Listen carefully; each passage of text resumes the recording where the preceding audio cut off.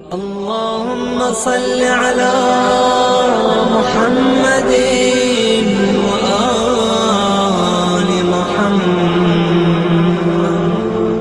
پیغمبر اسلام نے جب اسلام پیش کیا وہاں بھی سیکوینس یہی رکھا تھا، واجبات بعد میں آئے تھے، پہلے حرام تھا، تو ایک مرتبہ دریافت کیا بتاؤ تو حرام کیا؟ آؤ تعالو، آؤ میرے پاس، اتلو علیکم اتلو ما حرم ربکم علیکم، میں تمہارے سامنے بتاؤں کہ میرے رب نے کیا کیا چیزیں حرام کی، اور 9 چیزوں کا نام پیغمبر نے لیا۔ میں پوری آیت اس وقت نہیں پڑھنا چاہتا ہوں، لیکن ان 9 چیزوں میں قتل شامل ہے، اس کے علاوہ کچھ اور بہت بڑے بڑے گناہ شامل ہیں، مگر پہلے 2 جو آئے اس میں وہ بڑے بڑے گناہ نہیں آئے۔ کہا اتلو ما حرم ربکم علیکم الا تشرکوا بہ شیئا وبالوالدین احسانا۔ یہ سب سے پہلا اسلام کا انٹروڈکشن، یہ پہلی تصویر ہے جو اسلام کے مکے والوں کے سامنے ڈرا کی جا رہی، یہ پہلا تعارف اسلام سے کرایا جا رہا کہ میرے رب نے پہلا حکم، یہ پہلی چیز یہ نازل کی، پہلی چیز جو حرام کی ہے وہ یہ کی کہ اس کے ساتھ کسی کو شریک نہ کرنا اور والدین کے ساتھ اچھا سلوک کرتے رہنا۔ اسی آیت میں قتل بھی آگے چل کے آیا، اسی آیت میں زنا کا تذکرہ بھی آگے چل کے ہوا، اسی آیت میں شراب کا تذکرہ بھی انڈائریکٹ وے میں آگے ہوا، وہ سب چیزیں بعد میں، پہلا تذکرہ والدین کا۔ اور دوسری بات، جب مسلمانوں نے آ کے دریافت کیا، یہ تو کافروں کی بات، 10 سال گزر گئے اس آیت کو، اللہ کے رسول نے یہ بتایا کہ پروردگار نے کل رات مجھے معراج کے سفر پہ بلایا اور معراج کی کچھ وہ تفصیلات بتائیں جو کافروں کے لیے تھی، یہ جس کے اندر خدا کی قدرت اور اپنے معجزے بتائے، لیکن مسلمانوں نے جو بہت اس وقت لمیٹڈ تھے، گنتی میں آ سکتے ہیں، انگلیوں پہ گنے جا سکتے، پوچھا اللہ کے رسول مگر اس سفر معراج کے لیے اللہ نے آپ کو بلایا کیوں تھا؟ کافر پوچھ رہے ہیں کہ بلایا کیسے تھا، طریقہ بتاؤ، ہماری عقل قبول نہیں کرتی کہ ایک انسان راتوں رات 7 آسمانوں سے جا کے واپس آ جائے۔ ان کا سوال تھا کیسے، اور مسلمانوں کا سوال تھا مگر وائے، کیوں بلایا، کس لیے گیا آپ کو خاص طور پر؟ اس وقت پیغمبر اس کے 2 جواب دیے، ایک تو میرے مولا کی ولایت کا پہلا کھلا اعلان معراج میں ہوا، مگر اس کے بعد کہا کہ اس معراج کی رات مجھے وہ شریعت دی گئی جس پر تمہیں عمل کرنا۔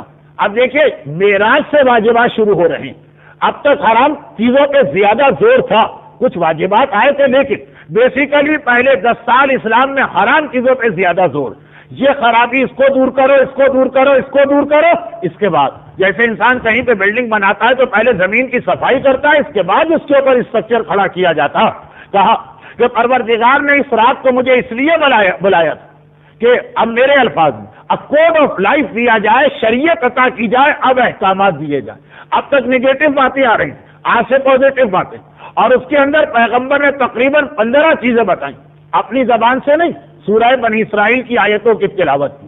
مگر اب جو مسلمانوں کا سوال ہے وائے، کیوں بلایا، پیغمبر جواب دے رہے، سورہ بنی اسرائیل کو کوٹ کر رہے، قضا ربک الا تعبدوا الا ایہ وبالوالدین احسانا، یہ شب معراج کی آیت ہے۔ میرے پروردگار نے آج یہ قضاوت کی ہے، آج یہ فیصلہ دیا کہ اس کی عبادت کی جائے اور والدین کے ساتھ احسان کیا جائے۔ اب فرق ذہن میں رکھیے گا، اس وقت 10 سال پہلے کی جو آیت تھی وہ کیا تھی؟ وہ یہ نہیں تھی کہ اللہ کی عبادت کرو، ابھی واجبات نہیں شروع ہوئے، وہ یہ تھا شرک نہ کرو لیکن والدین سے احسان کرو۔ آج 10 سال کے بعد جب شریعت کا پازیٹو حصہ ہمارے سامنے آ رہا، کیا کرنا، وہ تھا کہ کیا چیزیں نہیں کرنا، اب ہے کیا کرنا۔ وہاں قضا ربک لا تعبدوا الا ایہ، تیرے پروردگار کا پہلا فیصلہ یہ ہے کہ عبادت اسی کی کرنا، کسی اور کے آگے سر نہیں جھکانا، وبالوالدین احسانا، اور والدین کے ساتھ نیکی کرنا۔ اور اب اس احسان کی تفصیل بھی آئی، اسی آیت کو آگے پڑھیے، 3-4 آیتیں مسلسل ایک ترتیب سے آ رہی۔ فی الحال وہ میرا موضوع تو نہیں، یعنی وہ ترتیب کے اعتبار سے تقریر کے آخر میں آنا چاہیے، لیکن ایک خلاصہ اس کا بیان کر دوں۔ وَقَضَىٰ رَبُّكَ أَلَّا تَعْبُدُوا إِلَّا إِيَّاهُ وَبِالْوَالِدَيْنِ إِحْسَانًا۔ آج معراج کی رات 7ویں آسمان پر پیغمبر کو بلا کر سدرۃ المنتہا سے آگے پیغمبر کو لے جا کر تیرا پروردگار پہلا حکم یہ دے رہا ہے کہ اس کی عبادت کرو، اور دوسرا حکم یہ دے رہا ہے کہ والدین پر احسان کرو، والدین کے ساتھ نیکی کرو۔ اردو والا احسان نہیں، عربی والا احسان، نیکی کرو۔ اب اسی کے اندر آگے چل کر تقریباً پوری شریعت آ گئی. قتل آگے, زنا آگے, شراب آگے, ناپ تول میں کمی نہ ہو آگے, وہ سارے احکامات بعد میں آ رہے ہیں, مگر ترتیب میں والدین کو حتی یعنی ایون قتل سے بھی زیادہ پہلے رکھا گیا. اور پھر خالی اتنا تذکرہ نہیں, یہ تفصیل بھی بتائی جا رہی. اپنے لیے تفصیل نہیں بتائی کہا بس میری عبادت کرو. والدین کے لیے تفصیل بتائی کہ اگر وہ تمہارے سامنے بڑھاپے کی منزل پہ پہنچے, فلا تقل لہما اف, خبردار ان کے سامنے اف بھی نہ کہنا, ولا تنہرہما, اور اس انداز سے چہرہ بنا کے نہ جانا کہ جس سے یہ لگے کہ جیسے تمہیں کوئی چیز بری لگ رہی ہے, ناگوار لگ رہی ہے. نہ زبان پہ کوئی ایسا لفظ آنے پائے, نہ چہرے کے فیس ایکسپریشن ایسے بنے کہ والدین یہ سمجھے کہ شاید تمہیں ان کی کوئی بات بری لگی. اور وَخْفِضْ لَهُمَا جَنَاحَ الذُّلِّ, اور جب بھی ان کے سامنے جاؤ تو اپنے آپ کو زمین پہ بچھا کے جاؤ, جھک کے جاؤ, عاجزی کے ساتھ جاؤ, کوئی تکبر نہ ہو, کوئی عقل نہ ہو, کوئی غرور نہ ہو, کوئی فخر نہ ہو. وَخْفِضْ لَهُمَا جَنَاحَ الذُّلِّ مِنَ الرَّحْمَةِ, اور ہمیشہ ان کے ساتھ رحمت کا سلوک کرنا, اور اس کے بعد یہ کہنا رَبِّ ارْحَمْهُمَا كَمَا رَبَّيَانِي صَغِيرًا. یہ سورہ بنی اسرائیل کی آیت جو شب معراج پیغمبر کو عطا کی گئی, اور ہر وقت خدا سے یہ کہنا کہ خدا بندہ. دیکھیے یہ ریمائنڈ کرایا جا رہا کہ آپ عام زندگی جب انسان بڑا ہو گئے, جب وہ والدین کا محتاج نہ رہا, جب وہ والدین کا محتاج تھا, تو اس وقت اس کو ریئلائز بھی نہیں ہو رہا تھا کہ اگر یہ والدین نہ ہوتے تو ایک مکھی میرے چہرے پہ سے کوئی اڑانے والا نہیں ہے, کوئی مجھے غذا دینے والا نہیں ہے. انہوں نے کتنے احسان میرے اوپر کیے. اب وہ بڑا ہو گیا, اب اس میں طاقت آ گئی, اب اسے والدین کی ضرورت نہ رہی. چنانچہ بہت زیادہ اس بات کا امکان ہے کہ وہ بھول جائے, والدین کے ان احسانات کو بھول جائے جو ویسے تو بغیر دیکھے بھی ہر آدمی کو پتا ہے. تو بار بار زبان پہ یہ دعا ریپیٹ کرائی جا رہی ہے. کون سی دعا؟ پچھلے سال دعا کی مجالس میں نے صحیفہ کاملہ کے حوالے سے بھی ایک بات کہی, اور دوسری دعاؤں کے حوالے سے بھی, کہ بہت ساری دعائیں معصومین کی ایسی جس کا اصل مقصد خدا سے مانگنا نہیں, بلکہ اصل مقصد اسلام کے احکامات ہم کو یاد دلانا ہے ہماری زبان پہ وہ جملہ جاری کر کے. وہ دعا اصلی دعا نہیں کہ اصلی دعا تو ہے کچھ مانگو, نہیں, وہ دعا صرف اور صرف ہمیں ان اہم ترین مسائل اور احکامات کو یاد دلانے والی دعا. اس میں یہ بھی رب ارحمہما, اگر اصلی دعا ہوتی کہ ہم والدین کے لیے دعائیں مغفرت کر رہے تو اتنا کافی ہوتا کہ خدا بندہ ان پر رحمت نازل فرما. نہیں, کما ربیانی صغیرہ, جس طرح یہ مجھے پالتے رہے. ربیانی وہی لفظ ہے جس سے قرآن شروع ہوتا ہے, الحمدللہ رب العالمین, رب پالنے والا. رب یعنی جس طرح انہوں نے مجھے پالا تھا صغیرہ, جب میں بہت چھوٹا تھا, جب میں بہت کم سن تھا. ذرا آدمی جوان ہوگا, ذرا اس میں طاقت آ جائے گی, وہ یہی سمجھے گا نا کہ میں کبھی کسی کا محتاج نہیں تھا. آدمی کا دماغ کتنے جلدی خراب ہوتا ہے. میں جنرل بات کر رہا ہوں. پیسے آنے کے بعد کیسے اپنے عالم غربت کو بھلاتا, اور مسئلہ حل ہو جانے کے بعد جنہوں نے اس وقت اس کی مدد کی تھی جب یہ پرابلم میں تھا, کتنے جلدی ان کو بلایا جاتا. یہ والی چیزیں جو کہ اگلی حدیث کے اندر والدین کے ساتھ ملائی گئی ہے, اس لیے تذکرہ کر رہا ہوں. اور اسی طرح کوئی کام مکمل ہو جانے کے بعد کس طرح سے پرانے لوگوں کو نکالا جاتا, یہ ہر جگہ کی کہانی ہے, یہ ہر ملک کی سٹوری ہے, یہ ہر آرگنائزیشن کا طریقہ ہے, یہ ہر مسجد اور امام باڑہ کے ٹرسٹ کا طریقہ کار ہے کہ پرانے لوگوں سے کتنے جلدی جان چھوڑائی جاتی ہے. اب یہاں پر یہ یاد دلانا, کما ربیانی صغیرہ, آج تم سمجھ رہے ہو, آج تم سمجھ رہے ہو کہ جی تم ہو اتنے طاقتور, تمہیں کوئی ضرورت نہیں ہے کسی بوڑھے باپ اور کسی بوڑھے ماں کی خدمت کی. بھول گئے رب بیانی صغیرہ. ایک دن وہ تھا کہ جیسا میں نے کہا مکھی تک اڑانے کی طاقت نہیں تھی. کون تھا جو راتوں کو اٹھ کے تمہاری دیکھ بھال کرتا تھا؟ یہ دعا کے ذریعے ہم کو یاد دلایا جا رہا, رب ارحمہما کما رب بیانی صغیرہ. اور دعا بھی کون سی دعا؟ ایک جملہ اس وقت اس لیے عرض کر دوں کہ بات قرآن کی آیت کی تشریح میں ایسی بن گئی کہ بعد میں اس کو بیان کرنے کے لیے شاید موقع نہ ملے. میرے چوتھے امام کی ایک بہت ہی مشہور مختصر سی کتاب ہے حقوق, جس میں امام نے 54 ڈفرینٹ حقوق بتائے جو ایک آدمی کی ذمہ داری لوگوں کو دینا. اس میں جہاں باپ کا تذکرہ, ماں کا تذکرہ ہے, بیٹے کا تذکرہ, تین چیزیں.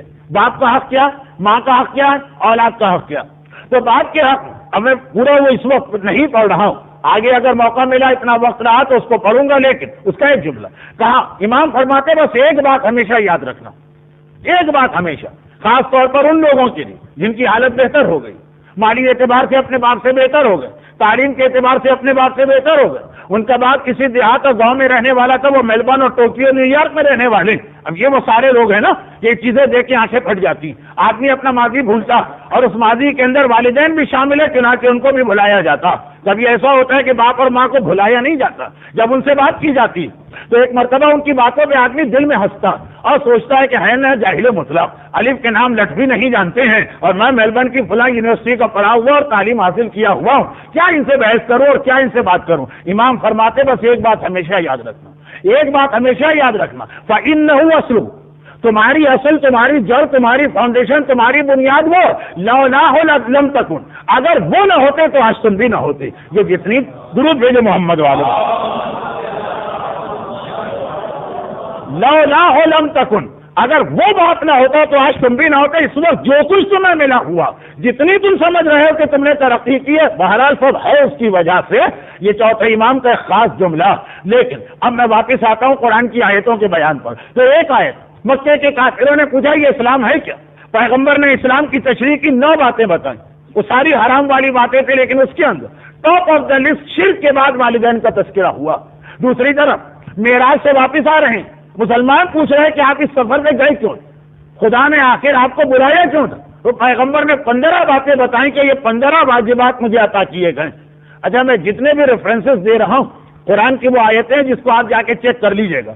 سورہ انعام آیت نمبر 151، سورہ بنی اسرائیل آیت نمبر 28 سے لے کے 37-38 تک 15 باتوں کا بیان گیا۔ لیکن اس کے بعد آخری زمانے میں جب قرآن کمپلیٹ ہو رہا، سورہ نساء نازل ہوا، اور سورہ نساء کی پہلی آیت سرنامہ کلام بنی۔ اسی سورہ نساء کے اندر آیت نمبر 37 آتی، جس کے اندر خدا نے ایک بار مکمل اور فائنل فیصلہ سنایا۔ امام فرماتے یہ وہ تیسری جگہ جہاں خدا والدین کا ذکر اپنے ساتھ کر رہا۔ لیکن پہلی 2 آیتیں الگ الگ، ایک میں تھا شرک نہ کرو، ایک میں تھا عبادت کرو۔ سورہ نساء میں یہ دونوں احکام ملا دیے گئے، وَاعْبُدُوا اللَّهَ وَلَا تُشْرِكُوا بِهِ شَيْئًا وَبِالْوَالِدَيْنِ إِحْسَانًا۔ یہ آخری آیت ہے۔ اس آیت میں آگے چل کر رشتہ دار، پڑوسی، غریب، مسافر، نماز، زکوٰۃ، ساری چیزیں اسی آیت میں آگے چل کے آ رہی ہیں۔ لیکن پہلی چیز اللہ کی عبادت کرنا ہے، شرک نہیں کرنا ہے، اور والدین کے ساتھ احسان کرنا۔ لیکن اس کے علاوہ پھر قرآن ہم کو یہ بھی یاد دلا رہا، اگرچہ اسی یاد دلانے میں ایک اہم مسئلہ بھی حل کر دیا قرآن نے، یہ بھی یاد دلا رہا کہ یاد رکھو ایک جملہ جو بہت مشہور ہے مسلمانوں میں، کہ آدم سے لے کے خاتم تک، پہلے نبی سے لے کے آخری نبی تک، اصول دین یا عقیدے ہمیشہ ایک رہیں، اس میں تبدیلی نہیں آئی۔ شریعتیں بدلتی رہیں، حضرت نوح کی شریعت کچھ اور تھی، حضرت ابراہیم کی شریعت کچھ اور تھی، حضرت موسیٰ کی شریعت کچھ اور تھی، حضرت عیسیٰ کی شریعت کچھ اور تھی۔ شریعت یعنی احکامات، یہ ہر دور میں بدلتے رہیں، لیکن ان میں سے بھی بعض احکامات ایسے ہیں جو کبھی نہیں بدلیں، یعنی ان کی وہی اہمیت ہے گویا جو عقائد میں توحید اور رسالت اور قیامت جیسے عقیدوں کی، کہ جیسے توحید و رسالت و خلافت و قیامت، یہ 4 عقیدے آدم سے لے کے خاتم تک کبھی نہیں بدلے۔ کوئی نبی آئے، کوئی رسول آئے، کوئی کتاب نازل ہو، کسی بھی شریعت کا زمانہ ہو، لیکن احکامات دین بدلتے رہیں۔ نجاستیں پہلے کچھ اور تھی، آج کچھ اور، مطہرات پہلے کچھ اور تھے، آج کچھ اور، نمازوں کے طریقہ کار پہلے کچھ اور تھے، آج کچھ اور، روزہ پہلے کچھ اور تھا، آج کچھ اور، جہاد پہلے کچھ اور تھا، آج کچھ اور۔ مگر کچھ احکامات ایسے ہیں کہ وہ عقائد کی طرح، توحید کی طرح سے آدم سے لے کے قیامت تک نہیں بدلے۔ ان میں والدین کا تذکرہ خود قرآن نے کیا، باقی تو لسٹ آپ کو حدیثوں میں ڈھونڈنا پڑے گی۔ والدین کا تذکرہ چنانچہ سورہ بقرہ کی آیت 83 میں یہ یاد دلایا جا رہا کہ سنو، یہ جو تم نے بار بار سنا کہ خدا والدین کے ساتھ اچھا سلوک کرنے کا حکم دے رہا، یہ نہ سمجھو کہ نیا حکم ہے، یہ نہ سمجھو کہ یہ آج کا حکم ہے، یہ نہ سمجھو کہ اب شروع ہو رہا ہے۔ وَإِذْ أَخَذْنَا مِيثَاقَ بَنِي إِسْرَائِيلَ لَا تَعْبُدُوا إِلَّا اللَّهَ وَبِالْوَالِدَيْنِ إِحْسَانًا۔ یاد کرو وہ زمانہ جب ہم نے بنی اسرائیل سے یہ عہد لیا تھا، یہ پیمان لیا تھا کہ وہ اللہ کے علاوہ کسی کی عبادت نہیں کریں گے اور والدین کے ساتھ نیک سلوک کریں گے۔ سورہ لقمان، سورہ بقرہ مدینے کا سورہ، سورہ لقمان مکے کا سورہ، سورہ لقمان۔ وَإِذْ قَالَ لُقْمَانُ لِابْنِهِ، یاد کرو وقت جب لقمان اپنے بیٹے کو کچھ نصیحتیں کر رہے ہیں، اور ان میں سے ایک یہ وَوَصَّيْنَا الْإِنسَانَ بِالْوَالِدَيْنِ، کہ ایک وصیت ہم نے لقمان کے ذریعے یہ پہنچائی تھی کہ اپنے والدین انشکرنی ولی والدین، میرا شکر ادا کرو اور ان والدین کا شکر ادا کرتے رہنا۔ تو گویا یہ ان چند گنے چنے اور لمیٹڈ احکامات میں سے ایک احکام ہے جو آدم سے لے کے قیامت تک کبھی نہیں بدلے ہیں۔ شریعتیں بدلتی رہیں، انبیاء ایک کے بعد دوسرے آتے رہے، کتابیں ایک کے بعد دوسری نازل ہوتی رہیں، لیکن جس طرح توحید ہر دور میں ایک ہی رہی، والدین کے ساتھ نیکی اور والدین کے ساتھ اچھا سلوک۔ اور اس کے بعد ہمیں یہ بھی بتا دیا گیا، اگرچہ ہر واجب اور ہر حرام کے لیے یہ اصول، مگر خاص والدین کے اعتبار سے اس کی اہمیت زیادہ۔ کون سا اصول؟ جو کل رات وہ شادی کی ایک جگہ شادی کی تقریب میں پڑھ رہا ہوں کہ جو واجب اللہ نے نازل کیا ہمارا ہی فائدہ ہے، اللہ کو کوئی فائدہ نہیں، اور جو حرام اللہ نے ہمیں بتایا اس میں ہمارا ہی نقصان، اللہ کا کوئی نقصان نہیں۔ یہ ہر حکم خدا کے حوالے سے، مگر والدین کی جہاں منزلت آتی وہاں پہ اور زیادہ اہمیت کے ساتھ یہ بات ہم کو بتائی گئی۔ کون سی بات؟ کہ والدین کی خدمت ایک عام حکم نہیں کہ آپ سمجھے کوئی چیز امپوز کی جا رہی، مسلط کی جا رہی کرنا نہیں، کہا اس کے سارے فائدے پلٹ کے تمہارے پاس آ رہے ہیں، اور اگر اس کی مخالفت کی تو اس کے سارے نقصان بھی تمہیں اٹھانا پڑ رہے ہیں۔ یعنی احترام والدین اور حقوق والدین، احترام والدین کو فل رسپیکٹ دینا، حقوق والدین کے دل کو تکلیف نہ پہنچنے پائے، کہا یہ ان چند نیکیوں میں سے ایک نیکی۔ اسلام نے نیکیاں کتنی ساری، مگر بہت کم ایسی نیکیاں جس کے لیے یہ کہا گیا کہ اس کا فائدہ دنیا میں بھی ہے اور آخرت میں بھی۔ اور حقوق والدین کے دل کو تکلیف پہنچانا ان چند گناہوں میں سے ایسا جس کا نقصان دنیا میں بھی ہے اور جس کا نقصان آخرت میں بھی ہے۔ ورنہ عمومی واجبات و حرام کا سسٹم یہ ہے کہ فوائد ہمیں آخرت میں ملتے ہیں اور حرام کے نقصانات آخرت میں تو ایسے نقصانات کہ دو حدیثیں مختصر سی پڑھ رہا ہوں تاکہ کم سے کم وقت میں آج کا ٹاپک ہی مکمل ہو جائے۔ اللہ کے رسول کی یہ حدیث بہت مشہور، لیکن جتنی مشہور اتنا ہی زیادہ اس کو ریپیٹ کرنا پڑے گا جب نقصان کے حوالے سے یہ بات آئے کہ اللہ کے رسول یہ ارشاد فرما رہا ہے کہ اللہ نے جو جنت بنائی، جنت ایک باغ ہے، جنت کے معنی ہی گارڈن کے یا پیراڈائز کے یا باغ کے، اور باغ کی خصوصیت یہ ہے کہ اس کی خوشبو بہت دور تک جاتی ہے۔ یہاں ویسٹ کے اندر تو باغات پتہ نہیں کیسے بنائے جاتے ہیں، لیکن ہمارے یہاں ایک گلاب کا پھول اگر کھلتا ہے تو کتنی دور تک، اور ایک رات کی رانی جب مہکتی ہے تو کتنی دور تک۔ یہ پھول کا نام ہے، تو لوگوں کی اردو کمزور ہے، کچھ اور نہ سمجھے۔ اچھا خیر، تو جب گلاب کا پھول یا رات کی رانی مہکتے ہیں تو اندازہ ہوتا ہے، پتہ چلتا ہے کہ واقعہ نے پھول۔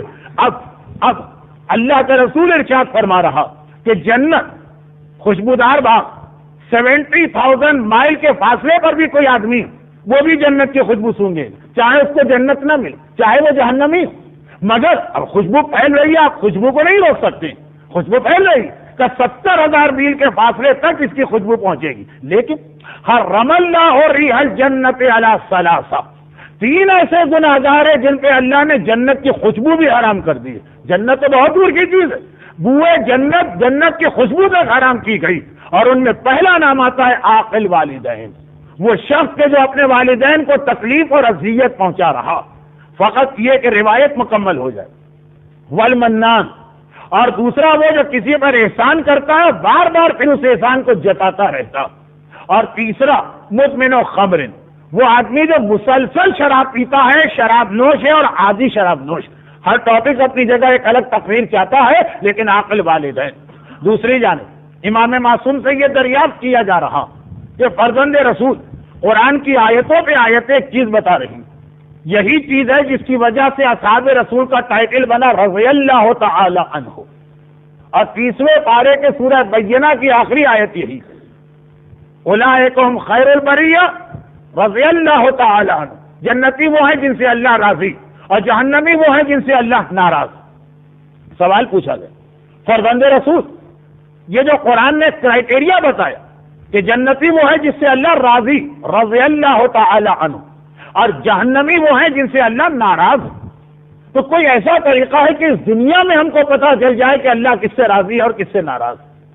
اب یہ ایک ایسی چیز ہے کہ دوسری طرف قرآن یہ بھی کہتا ہے یوم تبلی السرائر، قیامت کے دن یہ راز کھولے جائیں گے، دنیا میں پتہ نہیں چل سکتا ہے کس سے اللہ راضی ہے کس سے اللہ ناراض۔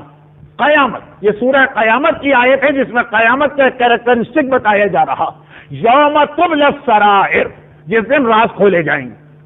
تو اب سوال کرنے والا بھی یہ سمجھ رہا کہ میں نے سوال تو کر لیا لیکن مجھے جواب یہی ملے گا کہ اے شخص تو نے ایک ایسی بات پوچھی ہے جو قیامت سے پہلے کسی کو پتا نہیں چل سکتی. کیسے پتا چلا کہ کس سے اللہ راضی ہے اور کس سے اللہ ناراض, کس کو جنت مل چکی ہے, کس کو جہنم مل رہی ہے. مگر خود سوال کرنے والا تو حیران ہو گیا. سارا مجمع ایک مرتبہ جیسے حیرت کے اندر آ گئے, شوق لگا جیسے. جب امام نے کہا بہت ہی آسان ہے, جو بچے کہتے ہیں نا ویری ایزی, امام نے کہا بہت ہی آسان ہے یہ چیز کا فیصلہ کرنا, یہ بتا دینا. مولا آسان, ہم تو سمجھ رہے تھے کہ امپاسبل چیز ہے. اللہ تو یہ چیزیں چھپا کے رکھتا, اس لیے کہ مذاہب کے اندر کہ ایک چیز کا سسپینس رہے, قیامت کے دن پتا چلے. اور آپ کہہ رہے بہت آسان ہے. کہا کہ ہاں, کس کے بارے میں پوچھنا کہ اللہ اس سے راضی ہے کہ ناراض. جس کے بارے میں پوچھنا جا کے اس کے والدین سے پوچھ لو. اگر والدین کہتے ہیں ہم اپنے بیٹے سے یا اولاد سے راضی ہے, سمجھ لو اللہ بھی راضی. اور اگر وہ کہتے ہیں کہ ہم ناراض ہیں تو سمجھ لو کہ اللہ بھی اس سے ناراض. اس لیے کہ اللہ ہر گناہ معاف کر سکتا, مگر ایک شرک معاف نہیں کرتا اور ایک والدین کو اذیت دینا معاف نہیں کرتا. حضرت موسیٰ کا جو مشہور واقعہ ہے وہ امام نے یہیں پہ کوٹ کیا. حضرت موسیٰ پروردگار عالم سے سوال کر رہے ہیں, خدا بندہ اینا صدیقی شہید, خدا بندہ میرا وہ دوست جو میدان جہاد میں شہید ہوا. شہادت اور جہاد بھی ہر نبی کے زمانے میں تھا. خدا بندہ میرا وہ دوست اینا صدیقی, میرا دوست الشہید جو راہ خدا میں شہید ہوا تھا, وہ کہاں. اب حضرت موسیٰ کا مقصد یہ پوچھنا تھا کہ جنت کے کون سے گریڈ میں, اور وہاں سے جواب ملا کہ اے موسیٰ وہ جہنم کے سب سے آخری درجے میں.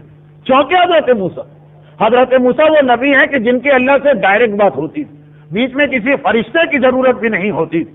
چنانچہ حضرت موسیٰ گھبرا گئے, شوق پہنچا کہ خدا کی طرف سے جواب آ رہا ہے, کہیں میرے کانوں کو تو غلط فہمی نہیں ہوئی سننے. خدا بندہ میں اپنے شہید دوست کے بارے میں پوچھ رہا ہوں. جواب آیا اور اے موسیٰ میں بھی تیرے شہید ہی دوست کے بارے میں جواب دے رہا ہوں. تو خدا بندہ شہید تو وہ ہوتا کہ ادھر اس کے خون کا پہلا قطرہ زمین پہ گرتا, اس کے سارے گناہ معاف ہو جاتے ہیں, فوری طور پہ وہ جنت میں لے جایا جاتا. یہ میں نے کیا سنا, کہا کہ اے موسیٰ مگر یہ اس شہید کی بات ہے جس کی شہادت کو ہم قبول کریں, اور جس نے اپنے والدین کو ناراض کر کے اس دنیا کو چھوڑا, اس کا کوئی عمل قبول نہیں, چاہے وہ شہادت ہی کیوں نہ ہو, چاہے وہ راہ خدا کا جہاد ہی کیوں نہ ہو, چونکہ اس کے والدین اس سے ناراض تھے. بلکہ ہمارے سامنے تو وہ روایتیں آتی, یہاں تو موسیٰ خالی انکوائری کر رہے ہیں نا, وہاں تو رحمت للعالمین اللہ کا رسول سرہانے کھڑا ہے اور منع کر رہا. یہ اتنی مشہور روایت کہ ہماری تقریباً ہر کتاب میں اس روایت کو ریپیٹ کیا گیا. رحمت للعالمین ہے پیغمبر, مومن تو مومن, کافر تک کے لیے اللہ کا رسول مدد کرنے کو تیار ہو جاتا. مگر یہاں منع کر رہے. کب؟ جب ایک نوجوان مسجد النبوی کے دروازے پہ آیا. اگر آپ نے مسجد النبوی کی زیارت کسی ایسے آدمی کے ساتھ کی ہے جو مسجد کی تاریخ جانتا تو آپ کو بتایا گیا ہوگا, ورنہ ویسے میں بہت مختصراً ایک اشارہ کروں کہ مسجد النبوی میں رسول اللہ کو ہر وقت لوگ گھیرے میں لے کے بیٹھتے تھے. اور ہوتا کیا تھا کہ جو آدمی آ رہا ہے فرسٹ کم فرسٹ بیسس کے اوپر, جو پہلے آیا پہلے وہ اپنا سوال کرے گا, بعد والا بعد میں کرے گا. مگر کبھی کوئی آدمی ایسی کسی ایمرجنسی میں آتا, اس کو اگر کیو میں کھڑا کر دیا جائے تو جب تک کہ اس کی باری آئے گی اس کا مسئلہ ہی ختم ہو جائے گا. مثلا کسی کا بیٹا مر رہا اور اسے پیغمبر سے فوری طور پہ دعا کروانا, کیوں تو ہر وقت لمبی. تو ایک خاص دروازہ مسجد نبوی میں فکس کیا گیا.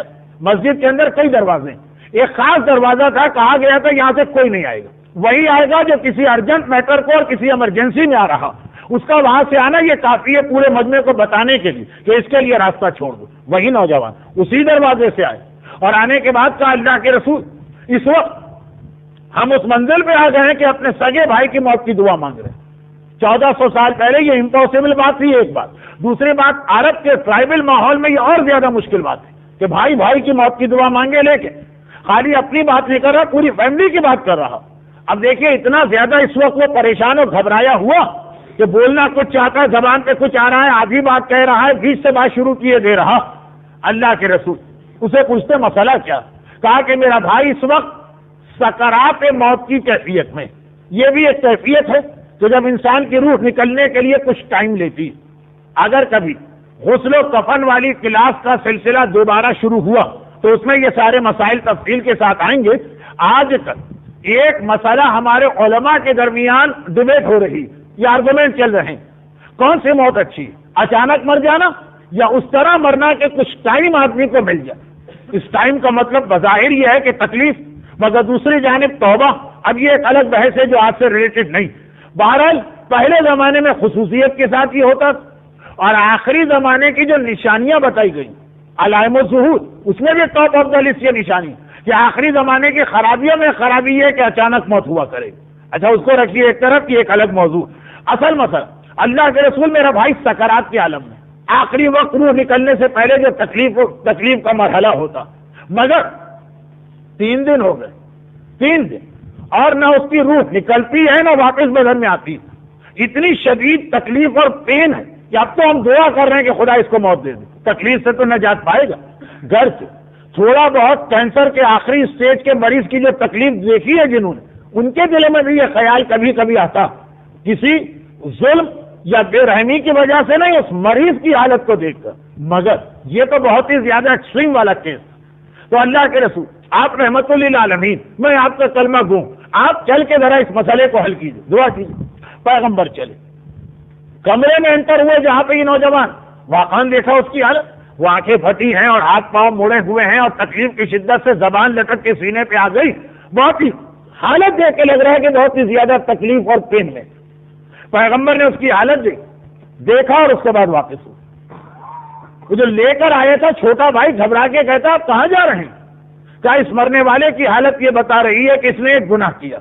یہ والی تکلیف، ایسی شدید تکلیف، اور 3 دن مسلسل صرف ایک گناہگار پہ آتی، اور جو گناہگار کی یہ حالت، اس گناہگار کے حق میں ہم بھی دعا نہیں کیا کرتے۔ گھبرا کے کہتا ہے اللہ کے رسول کون سا گناہگار؟ کہا تیرے بھائی کی حالت یہ بتا رہی ہے کہ یا اس کا باپ اس سے ناراض ہے یا اس کی ماں اس سے ناراض۔ چونکہ کہا اللہ کے رسول یہ تو آپ نے صحیح کہا، مگر یہ ہمارے خاندان کا ایک ایسا میٹر تھا جو کسی کو نہیں معلوم، کہا اس کی حالت بتا رہی ہے۔ تو اللہ کے رسول لیکن اس کو اس تکلیف سے تو نجات دلائیے۔ کہا میں اس معاملے میں انٹرفیئر نہیں کروں گا۔ کر سکتے ہیں پیغمبر، اتنا اختیار رکھتے ہیں، لیکن نہیں کروں گا۔ ماں ہی اگر آ کے اسے معاف کرے تو ٹھیک، وہ اپنی ماں کو بلا کے لائے۔ کون ماں اپنے بیٹے کی حالت دیکھے، لیکن پتہ نہیں اس بیٹے نے کیا زیادتی اور ظلم کیا تھا کہ اس ماں کا دل پھٹ گیا۔ اس نے حالت دیکھی کہ الحمدللہ مجھے اطمینان ہوا کہ اللہ نے میری فریاد سن لی۔ پیغمبر کہتے ہیں کہ تو اس سے ناراض ہے؟ کہ 6 سال ہو گئے میں نے اس سے بات نہیں کی۔ پیغمبر فرماتے ہیں جب تک کہ تو ہاں نہیں کرے گی یہ عذاب دور نہیں ہوگا۔ کہا میں بالکل تیار نہیں، جو کچھ اس نے میرے ساتھ بدتمیزی کی اور انسلٹ کی اور زیادہ اس کے ساتھ ہونا چاہیے۔ اب ایک چھوٹا بھائی کہنے لگا اللہ کے رسول میری ماں تو ضد میں آ گئی، آپ ہی کچھ اس کے حق میں دعا کریں۔ کہا نہیں، کیونکہ اس وقت پیغمبر کا اس کے حق میں دعا کرنا ایک دروازہ کھول دینا ہے ہر گستاخ کے لیے کہ ماں باپ کی خود توہین کرے، آخر میں جا کے کہے کہ میری بخشش کروا دیں۔ کروا سکتے ہیں پیغمبر، النبی اولی من المؤمنین بانفسہم، مگر ایک ایسا پیٹرن نہیں رکھنا ہے اسلام کے اندر۔ کہا کہ میں نہیں کر رہا ہوں دعا، ایک ہی طریقہ ہے ماں سے راضی کر۔ کہا آپ ہی راضی کیجیے۔ پیغمبر نے کہا اچھا ایک طریقہ، لکڑیاں لے کے آ۔ پہلے زمانے میں گھروں کے اندر چولہے کے لیے لکڑیاں جلائی جاتی تھی، ہر گھر کے اندر وہ اس کا اسٹاک ہوتا، لکڑیاں لائی گئی۔ پیغمبر نے کہا آگ لے کے آ، آگ لائی گئی۔ اب ماں کو بڑی حیرت کہ میرا بیٹا مر رہا ہے، گھر والے جمع، یہ لکڑیاں، یہ آگ یہاں کس کو جلائیں؟ کہا اللہ کے رسول آپ کس کو جلا رہے؟ کہا تیرے بیٹے کو۔ اب گھبرا، کہا جسے میں نے اتنی زحمتیں برداشت کر کر کے پالا، جس کے لیے راتوں کو میں ساری رات جاگتی، ذرا سی اسے چھینک آ جاتی تھی، اس سے زیادہ میں بیمار پڑ جاتی، جس کے بدن میں ذرا سا کانٹا چبھے میں برداشت، اب اسے جلا کے راکھ کر دیں گے؟ کہا یہ تو دنیا کی آگ میں جلا رہا ہوں، جب تو اپنے بیٹے کو اس سے زیادہ سخت آگ میں جلانے کو تیار، تو مجھ سے کیا شکوہ کر رہی؟ گھبرا کے کہا اے اللہ کے رسول کیا خالی یہ تکلیف نہیں ہوگی، اب یہ جہنم میں بھی جلے گا؟ کہا ہمیشہ کی جہنم میں جلے گا۔ کہا میں نے معاف کیا، میں نے معاف کیا، میں نے معاف کیا۔ جیسے ہی یہ کہا اب وہ چھوٹا بھائی پیغمبر کی جانب مڑا، اللہ کے رسول اب تو دعا کر دیجئے۔ پیغمبر نے کہا اب دعا کی ضرورت کیا رہی، دیکھ اپنے بھائی کی حالت۔ اور اب جو پلٹ کے دیکھا تو انتہائی اطمینان اور سکون کے عالم میں نظر آیا، اور آنکھیں کھول کے کہتا کہ ایک اتنا سخت عذاب پروردگار نے میرے اوپر بھیجا، مگر جیسے ہی میں نے اپنی ماں کی آواز سنی، نہ میں اس دنیا میں ہوں نہ اس دنیا میں ہوں، اس وقت یہ بیچ کے اندر، جیسے ہی میرے ماں کی آواز سنی، معاف کیا معاف کیا معاف کیا، ویسے ہی میں نے دیکھا کہ وہ یہاں سے چلا جا رہا۔ تو اب رحمت للعالمین پیغمبر سرانے کہہ رہے لیکن اگر یہ گناہگار ماں کا گناہگار تو میں بھی اس کے حق میں دعا کرانے کو تیار نہیں ہوں۔ حتیٰ وہ دعائے مشلول مولا نے اسی وقت دی تھی اس بیٹے کو، جب مسئلہ دعائے مشلول کا واقعہ میں پہلے بھی پڑھ چکا ہوں اور ہر پڑھا لکھا آدمی جانتا۔ فوراً میرے ذہن میں خیال ہے کہ لوگ کہیں گے لیکن دعائے مشلول میں تو مولا نے اس کا گناہ معاف کروایا۔ وہاں بھی دو مسئلے، پہلا مسئلہ یہ تھا کہ باپ ماں دونوں مر چکے تھے، اب کوئی راستہ ہی نہ رہا تو یقیناً امام بیچ میں آتے ہیں۔ اس نے بھی یہ نہیں کہا کہ میں معاف کرا دیتا ہوں، کہ یہ دعا تجھے پڑھنا پڑے گی۔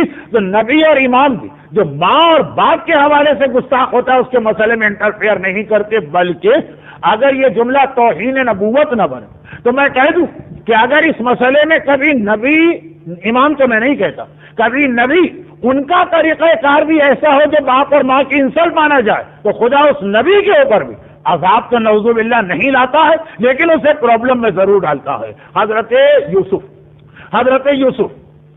حضرت یعقوب کے بیٹے، یعقوب اسحاق کے بیٹے ہیں، اسحاق ابراہیم کے بیٹے۔ حضرت یعقوب ہی کا دوسرا نام اسرائیل، ان کی اولاد بنی اسرائیل کہلاتی۔ مگر یہ روایتوں میں ہے کہ اتنا اہم نبی جس کے اوپر قرآن کا ایک پورا سورہ آ گیا، جب آخر میں مصر کے بادشاہ بن گئے یا وزیر اعظم بن گئے، اور وہ وقت آیا کہ بوڑھے باپ کو اپنے بیٹے کی قمیض کی خوشبو آئی اور اس کے بعد وہ قمیض کو آنکھوں سے لگایا تو نور بصر واپس آ گیا، آنکھوں کی روشنی واپس آ گئی۔ تو ایک مرتبہ تڑپ کے اپنے دوسرے بیٹوں سے کہا کہ مجھے اپنے یوسف سے ملنا، مجھے لے کے چلو۔ یہ سب لوگ لے کے آئے۔ حضرت یوسف کو اطلاع ملی کہ آپ کا پورا خاندان اور آپ کی پوری فیملی انکلوڈنگ آپ کے پیرنٹس وہ آپ سے ملنے آ رہے ہیں۔ حضرت یوسف بہت بڑا اسٹیٹس ہے اس وقت، مگر وہی بات لولا لم تکن کہ اگر تیرا باپ نہ ہوتا تو آج تو کیا ایسے ہوتا ہی نہیں دنیا میں، ساری چیزیں تو بات کی۔ حضرت یوسف باہر آئے۔ اب باقاعدہ نہ صرف یہ ہے کہ اس وقت مصر کے پرائم منسٹر، بلکہ بڑی عزت ہو چکی تھی اس قحط والے واقعے کی وجہ سے، ساری قوم کو بچا لیا تھا۔ جب باہر آ رہے ہیں تو فل ان کو پروٹوکول دیا جا رہا، دیکھا کہ سامنے سے میرا باپ اور میری ماں دوڑے دوڑے چلے آ رہے ہیں، وہ خود ایک نبی، اور ان کے پیچھے میرے دیگر بھائی۔ حضرت یوسف نے اپنے باپ کو آقا دے گھوڑے پر بیٹھے بیٹھے جھک کے سلام کیا، باپ نے سلام کا جواب دیا، اور عین اس وقت حضرت یوسف نے دیکھا کہ میرے سیدھے ہاتھ کی ہتھیلی سے ایک نور نکل کے آسمان کی جانب گیا، باقاعدہ جیسے ایک روشنی ایک نور جاتا۔ گھبرا کے کہا جبرائیل یہ کون سا نور تھا؟ جبرائیل اسی وقت آئے، کہا کہ اے اللہ کے نبی، یہ نبوت کا نور تھا جو اللہ نے آپ کے جسم میں رکھا تھا اور اس کے بعد آپ کی اولاد میں منتقل ہوتا، لیکن اس وقت یہ نور آپ سے واپس لے لیا گیا۔ گھبرا کے کہا خدا بندہ آخر یہ نور نبوت دے کر کیوں لیا گیا؟ یہ نہیں کہ نبی سے ختم ہو گئے، یہ نبی رہے اولاد میں نہیں جائے گا۔ ان کے چھوٹے بھائی لاوی تھے، ان کی اولاد میں نور نبوت منتقل ہوا، حضرت موسیٰ انہی کی اولاد میں۔ لیکن حضرت یوسف کی کمپلین، کہا یوسف اب اتنے بڑے بن گئے کہ تمہارا بوڑھا باپ تمہارے پاس آیا تو گھوڑے سے اترنے کو تیار نہیں ہو رہے، ٹھیک ہے گھوڑے پر جھک کے سلام کیا، لیکن پروردگار کو یہ پسند نہیں آ رہا کہ بوڑھا باپ زمین پہ کھڑا ہے، جوان بیٹا وزیر اعظم صحیح احترام بھی کر رہا جو کچھ، لیکن گھوڑے سے کیوں نہ اترا؟ کہا کہ اے یوسف دیکھیں یہ گناہ نہیں، یہ حرام نہیں، لیکن پروردگار کو اتنا برا لگا یہ عمل جس کو ہم کہتے ہیں ترک اولا۔ نبی گناہ نہیں کرتا، ترک اولا، نور نبوت حضرت یوسف سے چھین لیا گیا۔ یہی وہ منزل، وہ پہلا واقعہ تھا عذاب آخرت کا، یہ واقعہ ہے دنیاوی نقصانات کا۔ یہی وہ منزل ہے جہاں ہمارے سامنے پیغمبر کی ایک حدیث آ رہی، فرماتے ہیں کہ 3 نیکیاں ایسی کہ جو آدمی یہ 3 نیکیاں کرے گا پروردگار اس کا اجر اور ثواب اس دنیا میں دے گا، پورا دے گا اور بھرپور طریقے سے دے گا۔ اور ان میں سے پہلی نیکی کی والدین کی عزت اور احترام، اور کہا 3 گناہ ایسے کہ اللہ اس گناہگار کو عذاب دینے میں اتنی جلدی کرتا ہے کہ آخرت کا بھی انتظار نہیں کرتا، بلکہ اسی دنیا کے اندر اس پہ عذاب نازل کرتا۔ اور ان میں ہے پہلا، دونوں جگہ پہلا ہے عاقل والدین، اپنے والدین کو تکلیف اور اذیت پہنچانے والا۔ اس کے حوالے سے بھی مجھے بہت ساری باتیں عرض کرنا تھی۔ سورہ بقرہ کو بقرہ کیوں کہتے ہیں؟ گائے والا سورہ، مگر یہ گائے والے واقعے کے اندر گائے والے واقعے کے اندر احترام والدین کا کتنا بڑا پیغام موجود، یہی تو ہے نا گائے والے واقعہ۔ سورہ بقرہ کی آیتیں دیکھ لیجیے گا، تفصیل موجود۔ میں صرف اس لیے کہہ رہا ہوں کہ قرآن کریم کا آغاز الحمد کے بعد سورہ بقرہ سے، سورہ بقرہ، سورہ نساء، سورہ انعام، سورہ بنی اسرائیل، سورہ لقمان، سورہ عنکبوت، آیتوں پر آیتیں آ رہی ہیں کہ ڈائریکٹ کہیں ڈائریکٹ والدین کا تذکرہ۔ ابھی میں حدیثوں کی جانب تو گیا ہی نہیں، لیکن ایک مختصر کا واقعہ فقط اس لیے عرض کرنا کہ وہ حضرت یوسف کی بے احتیاطی تھی اور یہ امام معصوم کی احتیاط. سورہ بقرہ کیونکہ مشہور واقعہ ہے، صرف اتنا جملہ میں نے کہا وہ کافی کہ یہ بقرہ کا سارا واقعہ اس لیے پیش آیا کہ پروردگار اس بیٹے کو نوازنا چاہتا تھا جس نے باپ کا احترام کیا. ادھر اگر نبی وقت نے باپ کا احترام نہ رکھا تو خدا نے نور نبوت چھین لی، اور ادھر بنی اسرائیل کے کام سے نوجوان نے باپ کا احترام کیا تو خدا نے اسے اتنا نوازا کہ اسے دولت دنیا میں ملی سورہ بقرہ کی شکل میں، قیامت تک اس کا تذکرہ بھی ہر ایک کو یاد ہو گیا. اور یہی احتیاط کا تقاضا کہ جب لوگوں نے سوال کیا، بہت مختصر اپنے بات کر رہا ہوں اس لیے کہ اس تقریر کا آخری حصہ بہت اہم، یہ ساری باتوں کے بعد ایک آخری حصہ بھی، اتفاق سے وہ آخری حصہ بھی سورہ انعام ہی کی ایک مشہور آیت کے حوالے سے، اسے اگر میں آج چھوڑ دوں گا تو بات نامکمل رہ جائے گی. گھر کے دو آخری باتیں ہیں مگر زیادہ اہم سورہ انعام والی ہے، پھر اگر وقت ملا تو دوسری بات بھی بتاؤں گا. یہ آخری تقریر کے آخری مرحلے پہ آ گیا ہوں، مگر یہ واقعہ سنیے. وہ یوسف کی بے احتیاطی تھی اور وہ ایک عام سے نوجوان کی احتیاط تھی. آخرت نہیں، دنیا کی بات ہو رہی. یہ دنیا اس لیے کہ ویسٹ کے اندر ہر چیز میں آدمی دنیا سوچتا، یہاں مجھے کیا ملے گا. کہا احترام والدین اور والدین کی توہین یہ وہ نیکی، یہ وہ گناہ ہے کہ جس کا فائدہ اور نقصان دنیا میں بھی ملتا. اللہ اتنے غضب میں آتا ہے یہ جملہ امام کا کہ اس دنیا ہی میں عذاب بھیجنا شروع کر دیتا. مگر اب سنیے امام کی سیرت. میرا چوتھا امام، امام زین العابدین علیہ الصلوۃ والسلام، اتنا دسترخوان اتنا مشہور ہے امام کا. ابو حمزہ صومالی، جن کی دعائیں ابو حمزہ صومالی معرکۃ العرض ہوا، حضرت امام خمینی کی خصوصی وصیت و نصیحت تھی کہ اسے پڑھتے رہنا. وہ دعا کے حوالے سے بات نہیں کر رہا، اگرچہ اس کے اندر دعائیں ابو حمزہ صومالی ہی کا جملہ کہ رب ارحمہما کما ربیانی صغیرا واجزہما بالاحسان احسانا وبالسیئات غفرانا. یہ انہی ابو حمزہ صومالی کا تذکرہ. وہ یہ کہتے ہیں کہ امام کا دسترخوان مدینے کا اتنا بڑا دسترخوان کربلا کے واقعے کے بعد کہ ہر صبح شام، ویسے اسلام میں ریکمینڈڈ ہے کہ آدمی دو ہی کھانے کھائے، ایک صبح اور ایک شام. ہر صبح و شام باقاعدہ امام کی طرف سے اعلان کرنے والے مدینے کے اندر گھومتے تھے کہ امام کا دسترخوان بچ گیا. جتنے لوگ مدینے کے باہر کے ہیں ان سب کو دعوت دی جاتی ہے. مدینے میں بھی جو اس وقت ایسا ہے کہ اس کے بعد کھانا نہیں ہے اس کو بھی بلایا جاتا. پرانا زمانہ. دیکھیے بعض چیزیں ایسی جسے سمجھنے کے لیے ایک بات ذہن میں رکھنا پڑتی ہے کہ آج کے زمانے اور پرانے زمانے کا فرق. پرانا زمانے میں وہی آدمی ہاتھ پھیلاتا جو انتہائی مجبور. پروفیشنل فقیروں نام کی کوئی کلاس ہمارے سامنے نہیں آئی. یہ ذہن میں رکھیے گا اس لیے کہ روایتوں میں فقیروں کی مدد کے بڑے ثواب بتائے گئے. تو کیا کراچی اور بمبئی کے ٹریفک سگنل پہ جو حملہ ہوتا ہے فقیروں کا اور اس کے بعد ایک کو دینے کا مقصد یہ ہے کہ آدمی باقی سب سے جنگ کرے، تو یہ بھی اس میں آتے ہیں. تو ذہن میں رکھیے گا کہ فقیروں کی جتنی روایتیں اور پروفیشنل فقیروں کے بارے میں نہیں. خیر اب یہ ہے کہ اعلان ہو رہا ہے جو مدینے میں بھی فاقہ زدہ امام کا دسترخوان حاضر ہے. جو باہر کے مہمان ہیں سب امام کے مہمان. آپ آج بھی مشہد میں جائیں تو 8ویں امام کا دسترخوان آپ کو دعوت دی جائے. بہرحال امام کا دسترخوان ہر صبح و شام کو یہ اعلان ہوتا ہے. سارے مدینے کے باہر کے لوگ بھی آتے ہیں، مدینے کے لوگ بھی آتے ہیں. ایک ایک وقت میں پرانے زمانے کے اعتبار سے 10-10 ہزار لوگ امام کے دسترخوان پر آ کے بیٹھتے ہیں. امام اس کا ایک ریزن بھی بتا رہے. وہ ریزن مجھے پڑھنا تھا. ابو حمزہ صومالی کا نام میں نے اسی لیے لیا، مگر گھڑی کی سوئیاں بھی بتا رہی ہیں اور مائک کا گرنا بھی بتا رہا ہے کہ اب زیادہ تفصیل میں جانے کا وقت نہیں ہے. خدا بھی آپ کے ساتھ ہے، اس لیے میں اس بات کو اس وقت چھوڑے دیتا ہوں، اگلی کسی تقریر کا عنوان بنے گی. مگر خود امام اس دسترخوان پہ نہیں بیٹھتے اس لیے کہ امام تو ہر وقت روزے سے ہوتے. کوئی دن امام کی زندگی میں ایسا نہیں ہے جو بغیر روزے کے. البتہ رات کے وقت بھی امام اس لیے اس دسترخوان پہ نہیں بیٹھتے کہ یہ جو اسلام کے احکامات میں سے ایک ہے کہ انسان کم سے کم ایک وقت کا کھانا گھر والوں کے ساتھ کھائے. اب گھر والے کا جملہ بتاتے ہیں کہ امام جب کبھی بھی دسترخوان پر بیٹھیں گے، جو بھی رشتہ داروں بیٹھ جائیں، جب کبھی امام کی ماں دسترخوان پر آئیں گی اس دن امام دسترخوان پہ نہیں بیٹھیں گے. اب یہ ماں، یہ بھی سمجھ لیں کون ماں.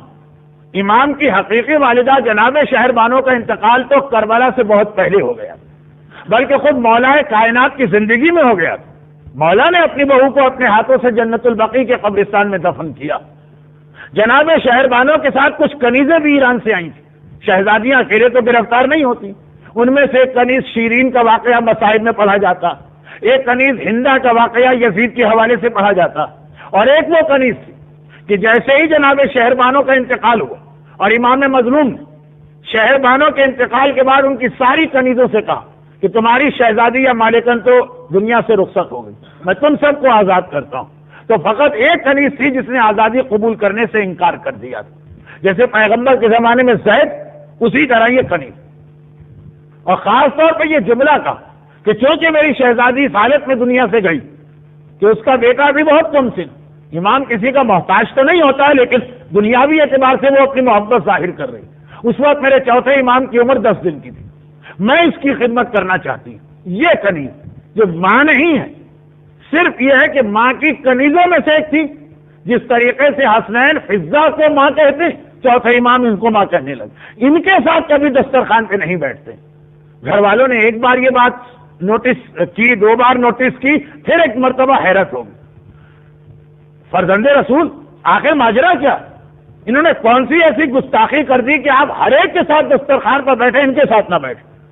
امام نے گھبرا کے کہا یہ کیا کہہ رہے ہو؟ میں تو ان کے احترام میں دسترخوان پہ نہیں بیٹھتا ہوں کہ ایسا نہ ہو کہ دسترخوان پہ کھانے کی چیزیں سجی, میری ماں کی نگاہ کسی روٹی پہ پڑ گئی, وہ اس کو اٹھانا چاہتی ہے اور میرا ہاتھ پہلے اس کے اوپر پہنچ گیا تو یوسف نبی کی طرح پروردگار اسے بھی گناہ یا ترک اولا میں شامل کر دے.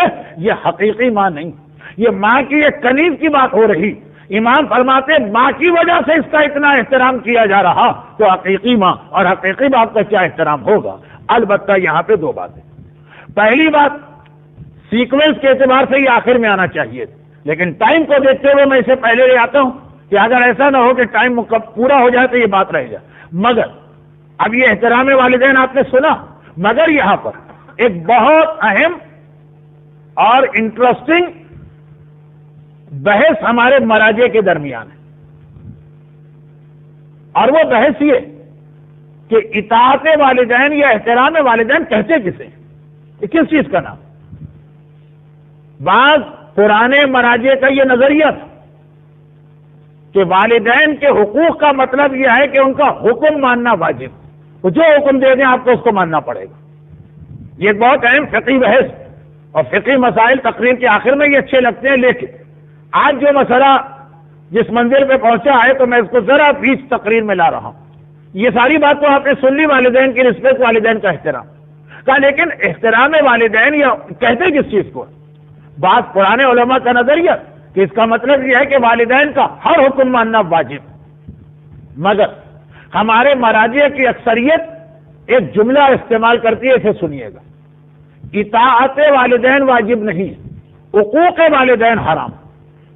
کہتے ہیں یہ نہیں ہے کہ والدین کا ہر حکم ماننا واجب, اس لیے کہ قرآن نے جتنی جگہ بھی والدین کا تذکرہ کیا یہ کہیں نہیں کہا ان کا حکم مانو, کہا ان کے ساتھ اچھا سلوک کرو, ان کے ساتھ بدتمیزی نہ کرو, ان کی ڈسرسپیکٹ نہ کرو. تو کہا حقوق حرام ہے. حقوق کسے کہتے ہیں؟ حقوق کہتے ہیں کہ ود ڈیو رسپیکٹ نہیں, یہ بات کا جملہ ہے. حقوق کہتے ہیں کوئی ایسا کام کرنا جس سے والدین کے دل کو تکلیف پہنچے. چنانچہ اگر والدین آپ کو کچھ احکامات دیتے ہیں اور آپ ان کو بتائیے بھی نہیں کہ آپ نے عمل کیا اور عمل نہ کیا اور نہیں عمل کرے, اور بات ختم ہو جائے تو آپ گناہ گار نہیں. لیکن کوئی ایسی چیز جو والدین اگر ان کو ان کی نالج میں آ گیا تو ان کے دل کو تکلیف پہنچے گی, وہ حرام. حکم ماننا واجب نہیں, والدین کو تکلیف پہنچانا حرام, ایک منزل. مگر بہت دیر سے میں بھی سوچ رہا تھا کوئی لیکن اگر مگر نہیں آیا تو آخر میں پکڑ ہی لیا میں نے مگر کو. مگر یہ والی چیز کے والدین کو تکلیف نہ پہنچے, اس میں بھی اگر والدین آپ سے کوئی ایسی ڈیمانڈ کر رہے ہیں جس کو ماننے کا مقصد کسی اور کا ظلم ہے, یا جس کو ماننے کا مقصد آپ کی اپنی زندگی میں اتنی پریشانیاں آ جائیں گی اس وقت تو آپ نے ان کی بات مانی, ان کی رسپیکٹ, لیکن بعد میں آپ کی زندگی میں اتنی پریشانیاں آ جائیں گی جسے شریعت کی زبان میں حرج کہا جاتا, تو اس منزل پر پورے احترام کے ساتھ with ڈیو رسپیکٹ والدین کی اس بات کو بھی آپ ٹھکرا سکتے ہیں جو آپ کی آنے والی ساری لائف کو اسپوائل کر رہی ہے. اور والدین وہ ڈیمانڈ وداؤٹ اینی جینیم ریزن کر رہے ہیں. لیکن بہت ہی کمپلیکیٹڈ جملہ ہو گیا، یہ الگ سے باقاعدہ فقہی کلاس میں سمجھانے کا جملہ ہے، لیکن میں نے یہاں اس لیے عرض کیا کہ یہ پرابلم ہماری سوسائٹی میں ایک بڑا مسئلہ بن گیا. وہ یہ ہے کہ جب کسی ایک آدمی کو یہ بتایا جائے کہ یہ تمہارے حق ہے تو بہت زیادہ اوور ایکسپیکٹیشن کا میں مبتلا ہو جاتا. وہ حق کا مطلب پھر سمجھتا ہے ٹوٹل میرا حق. والدین کے حوالے سے یہ بات تو خیر اب ہر ایک کو معلوم ہو گئی کہ اگر والدین کوئی ایسی ڈیمانڈ ہم سے کرے جو اگینسٹ شریعہ حکم خدا کے خلاف ہو تو نہج البلاغہ کے آخر میں میرے مولا کا وہ جملہ لا طاعت المخلوق فی معصیت الخالق، مخلوق کی اطاعت جائز ہی نہیں ہے اگر خدا کی نافرمانی ہو رہی ہو. مگر خود قرآن کے اندر جن آیتوں کے آج میں نے ریفرنس دیے ہیں ان آیتوں میں بھی 2 آیتیں ایسی جس میں کہا گیا کہ والدین کے ساتھ اچھا سلوک کرے، لیکن وَإِن جَاهَدَاكَ لِتُشْرِكَ بِي شَيْئًا فَلَا تُطِعْهُمَا، اگر وہ تجھ سے کوئی ایسا مطالبہ کرے جو میرے حکم سے ٹکرا رہا ہو تو ان کی قطعاً اطاعت نہیں کرنا. پھر بھی بدتمیزی سے جواب نہیں دینا. اور ایک بہت ہی مختصر سی بات یہ کہہ دوں کہ امام اور قرآن دونوں مل کر ایک چیز ہمیں یہ بتاتے ہیں کہ بعض اوقات کوئی آدمی گناہ کرتا خود سے نہیں، کسی ریئیکشن کی وجہ سے. سورہ انعام کی آخری آیت کہ فلا تسببوا، خبردار مشرکوں اور کافروں کے بتوں کو برا نہ کہنا، کہیں ایسا نہ ہو کہ اس کے ریئیکشن میں وہ تمہارے خدا کو برا کہنے لگے. تو بتوں کو برا کہنے سے نہیں روکا گیا، ایسی جگہ برا نہ کہنا کہ جس کی ریئیکشن میں اللہ کو برا کہا جائے. برا وہ کہہ رہے ہیں اللہ کو، ہم تو نہیں کہہ رہے. کہا لیکن نہیں، ان کا یہ عمل جو ہے وہ ریئیکشن ہے تمہاری غلطی کی وجہ سے. اور مولا کا وہ جملہ جو آج کے زمانے میں ہمیں زیادہ شوق نہیں پہنچاتا، 1400 سال پہلے شوق پہنچا گیا. مولا کا جملہ کہ اللہ قطعاً معاف نہیں کرے گا اس بیٹے کو جو اپنے باپ کو گالی دیتا. آج تو ایک عام سی بات ہے، آج تو یہ کوئی ایسی عجیب حدیث نہیں. ایسے بیٹے ہم کو ملتے ہیں، ایسی بیٹیاں ہم کو ملتی. لیکن 1400 سال پہلے تک بالکل، اور یہ سارے احکامات پیغمبر پہنچا چکے. تو مولا کا زمانہ اس کے بعد کا زمانہ، ان احکامات کی روشنی میں ایسا کوئی بیٹا نظر آ جائے جو باپ کو گالی دے، مجھ میں کوئی یقین نہیں آئے. کہا یا امیر المومنین ایسا کون بیٹا ہوگا؟ کہا ایسا نہیں ہوگا، لیکن اس سے مراد وہ بیٹا جس نے کسی اور کے باپ کو گالی دی، جس کے جواب میں پلٹ کر اس نے اس کے باپ کو گالی دی، تو اپنے باپ پہ گالی لانے کا سبب یہ آدمی مانا جائے گا کیونکہ ایکشن اس کا تھا، وہاں سے تو ری ایکشن ہوا. وہ ایسا نہیں ہے کہ وہ آدمی معاف ہے، مگر ذمہ دار یہ بھی. والدین سے بھی یہ کہا گیا کہ اپنی اولاد پر بہت زیادہ ایسا برڈن نہ ڈالنا کہ وہ برداشت نہ کر سکے. یہ سارے حق اسلام تمہیں دلوا رہا، یہ سارے رائٹس ہیں جو اسلام تمہیں دے رہا، مگر ان رائٹس کا ناجائز فائدہ نہ اٹھانا. ناجائز فائدے کے اندر پھر ریپیٹ کر دوں، نمبر 1 کوئی ایسی ڈیمانڈ نہ کرنا جو شریعت کے اگینسٹ. اب ہمارے یہاں انڈیا اور پاکستان کا عام مسئلہ، شادی بیاہ کے موقع پہ جتنے حرام کام ہوتے ہیں ان میں 90% وہ ہے جو ماں کے کہنے سے ہوتے ہیں.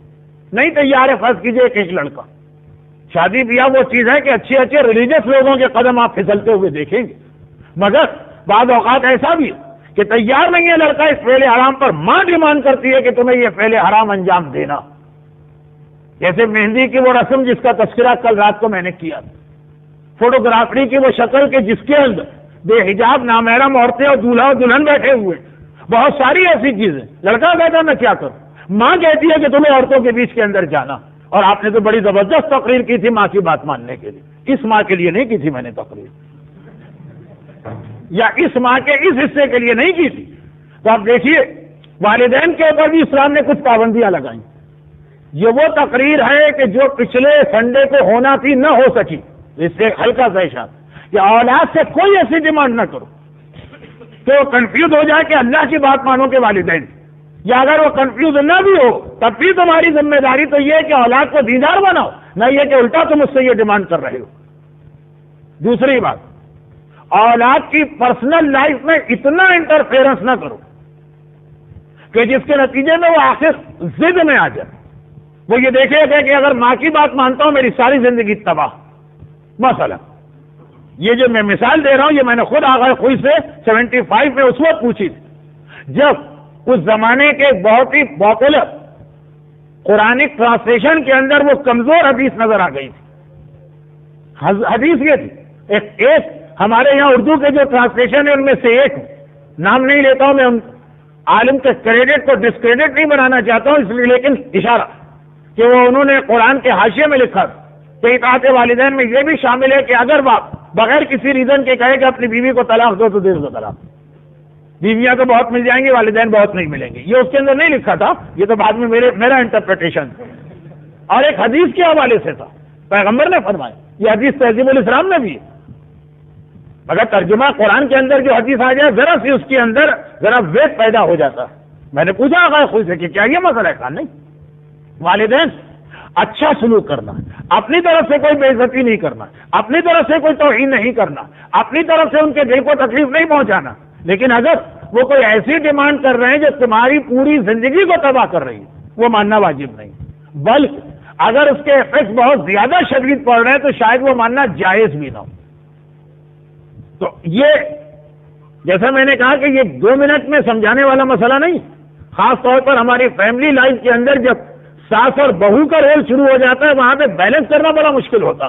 لیکن یہ ابھی میری بات والدین سے ہو رہی کہ والدین سے اسلام کہتا ہے کہ اپنی اولاد سے ٹو مچ توقع نہیں کرنا اتنا برڈن اس پہ نہ ڈالنا کہ وہ ماننا بھی چاہے تو ایک وقت میں عاجز آ جائے ضد میں آ جائے اور وہ بالکل جب ایک دفعہ اس نے مخالفت شروع کر دی تو پھر ان چیزوں میں بھی مخالفت کرے گا جہاں وہ تمہاری رسپیکٹ اور احترام کر سکتا. یہ موقع نہ دو اولاد کو ایسے امتحان میں نہ ڈالو. یہ والدین سے ڈیمانڈ. لیکن اولاد سے بہرحال یہ کہ حتی الامکان چاہے والدین زیادتی بھی کر رہے ہیں فلا تقل لہما اف. اف کسے کہتے ہیں؟ اف کوئی گالی نہیں ہے وہ تو فلا تنہرہما ہے گالی نہیں. اف کہتے والدین کی بات میں تمہارے دل کو تکلیف پہنچائی پین کے عالم میں آدمی اف کہتا کہ آپ نے اس دلی پین کو بھی والدین کے سامنے ظاہر نہ ہونے دینا ان کو برا نہ لگے. مگر جب وہ منزل آ جائے کہ حکم خدا کے خلاف حکم دے رہے ہو یا تمہاری وہ زندگی تباہ کر رہے ہو جس کے اندر متاثر تمہاری فیملی لائف کے تمہارے بچے ہوں اس وقت اس مسئلے میں ان کی بات نہ مانو لیکن پھر بھی اسے بڑے احترام اور عزت کے ساتھ ٹیکل کرنا. اور احترام اور حقوق والدین کی آخری بات سن لیجیے. یہ جو بات میں نے اتنے جلدی سمیٹ دی ہے اتنے جلدی والی ہے نہیں لیکن some thing is better than nothing. میں وقت کو دیکھ کر بالکل نہ بتاتا اس سے ایک اشارہ کافی ہے. اور اب آئیے ایک آخری بات اور وہ آخری بات یہ کہ امام اپنے ایک شیعہ کو مسجد النبوی کے جنت کے ٹکڑے میں نماز پڑھتے دیکھ رہے اور ہر وقت ریگولر.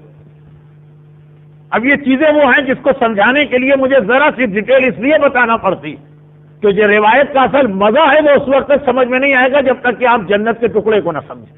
جو لوگ حج یا عمرہ کر چکے ہیں ان کے لیے تو کوئی مسئلہ نہیں لیکن جو لوگ وہاں نہیں گئے ان کو یہ سمجھا دیا جائے کہ جب کبھی یہ خالی میں مدینے کی بات نہیں کر رہا ہوں جب کبھی کسی بھی مقدس جگہ یعنی کسی ہولی پلیس کا تذکرہ ہو کہ بھائی وہاں کا اجر بہت زیادہ تو آپ کے ذہن میں بھی یہ سوال نہیں آیا ہوگا مراجع کے ذہن میں آتا اور پھر وہ حدیثوں کے ذریعے اس کو سالو کرتے کہ جس جگہ کی بات کی جا رہی ہے کہ وہاں کا ثواب بہت زیادہ تو کیا یہ ثواب اس پوری جگہ میں ایکول ہے یا مقدس جگہوں کے اندر بھی اسی کا ایک پارٹ دوسرے پارٹ کے مقابلے میں زیادہ اہم ہے.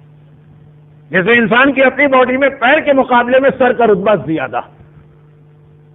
تب یہ خانہ کعبہ بہت اہم ہے. پورا خانہ کعبہ ایکول اہم ہے کہ اس کا ایک حصہ دوسرے سے زیادہ اہم ہے. یہ ہے اس کا جواب بھی. روضہ رسول حتی مسجد ہے حتی نماز جماعت یہ نہیں ہے کہ آخری صف اور پہلی صف کا ثواب برابر ہو. اچھا اب مدینہ کی مسجد کا سب سے اہم حصہ جنت کا ٹکڑا کہلاتا. تو مسجد النبوی ویسے ہی کتنی اہم اور اس میں جنت کا ٹکڑا. یہ وہ علاقہ ہے کہ جو قبر رسول اور ممبر رسول کے درمیان ہے اور اگر آپ وہاں جائیں تو وہاں بہرحال اس کی باؤنڈریز بھی بتائی گئی.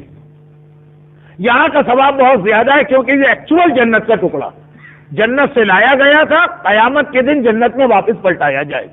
اس میں بیٹھنے والا آدمی ایسا ہے جیسے جنت میں بیٹھا اور اس کا اجر و رتبہ بھی اتنا ہی زیادہ اس کی نمازوں کا ثواب بھی اتنا ہی زیادہ. چنانچہ حج اور عمرے کا جو پیک سیزن ہوتا جیسے آج کل رمضان کا عمرہ اماموں کے معصومین کے زمانے میں رجب کا عمرہ جب سارا عالم اسلام رجب کی اہمیت کو جانتا لائن لگانا پڑتی ہے، کیوں میں کھڑا ہونا پڑتا ہے خالی 2 رکعت نماز کے لیے. مگر ایک ایسا متقی اور مقدس مومن ہے کہ ہر مرتبہ جنت کے ٹکڑے میں ہر نماز پڑھ لیتا، یعنی اتنا جلدی آتا.